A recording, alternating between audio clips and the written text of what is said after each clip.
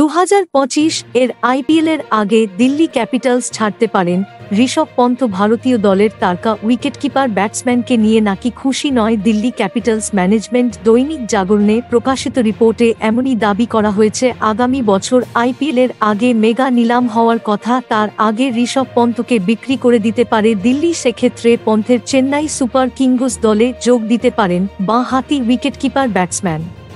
তবে পন্থকে ছেড়ে দেওয়ার বিষয়ে এখনও চূড়ান্ত সিদ্ধান্ত নিতে পারেনি দিল্লি ম্যানেজমেন্ট, কারণ দিল্লি ক্যাপিটালসের ডিরেক্টর অফ ক্রিকেট পদে থাকা সৌরভ গঙ্গোপাধ্যায় পন্থেরই পক্ষে। তিনি চান এ বছরের মতো আগামী বছরও পন্থই দিল্লিকে নেতৃত্ব দিন। ইতিমধ্যেই দিল্লির কোচের পদ থেকে রিকি পন্টিংকে সরিয়ে দেওয়া হয়েছে, তার বদলে সৌরভই দলের কোচ হতে পারেন এমন জল্পনাও রয়েছে।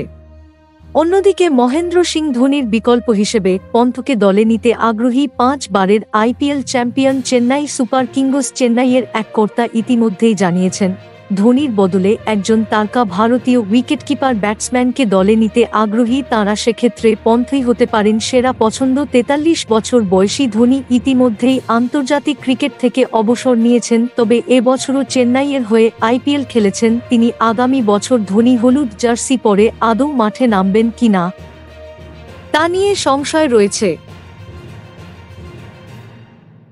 Thank you so much for watching our videos. Please do like, share and subscribe our channel.